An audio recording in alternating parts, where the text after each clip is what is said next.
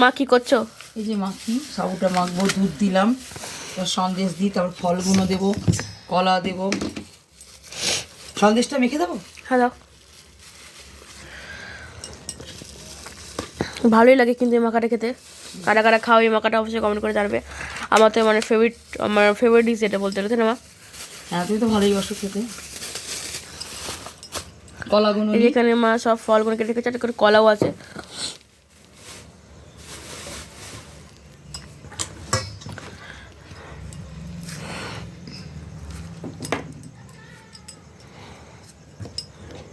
ঠান্ডা লাগবে না তোমার? কোনো কলা তো ঠান্ডা লাগবে না। ঠান্ডা লাগলে দিয়ে বাবা তোমাকে রক্ষা করবে, রক্ষা করবেন বাবা। দেখো আমার মা কিন্তু এটা দারুণ মাখায়। দই দিলাম না, কারণ কি ঠান্ডা লেগেছে তো, না দইটা না, দেবো না। আমার তো গলাটা একদম যাচ্ছে তাই অবস্থা হয়ে গেছে। ওই জন্য দইটা দেবো না। ফল কাটবি না? ফল কেটে রেখে গেছি আমি, ফলটা আমি কেটে রেখে গেলাম। এবার মা এখানে চিনি দিচ্ছে, এই যে একটু ঢেলেই দিলাম। মায়ের হাতেটা দারুণ লাগে, দারুণ। এটা খই দই মা এগুলো দারুণ মাখায়। এতে দই দিতাম, কিন্তু রাত্রে তো না না না না না, আজ শিবরাত্রি ভালোই খাবার।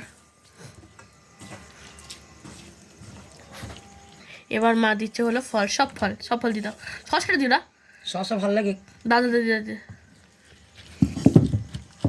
এই যে শিবরাত্রি মেন খাবার, হা হা হা। আমসত্ত্বগুলো দিয়ে না মাখলে না ভালো লাগবে না। খেজুর, আমসত্ত্ব, চেরি, এটাই হচ্ছে সাবু মাখা। আপেলটার একটা গন্ধ বেরোবে।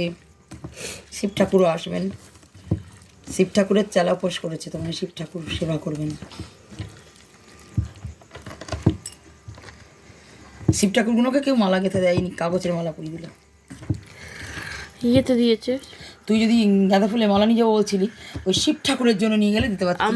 হ্যাঁ ঠিক ঠিক ঠিক। কারণ আমাদের তো প্রচুর মালা আছে, মানে ফুল আছে, ফুল গেঁথে আছে। দিলে, জানা থাকলো পরের বছর হবে। আমার গলাটা খুব কুচকুচ করছে মা।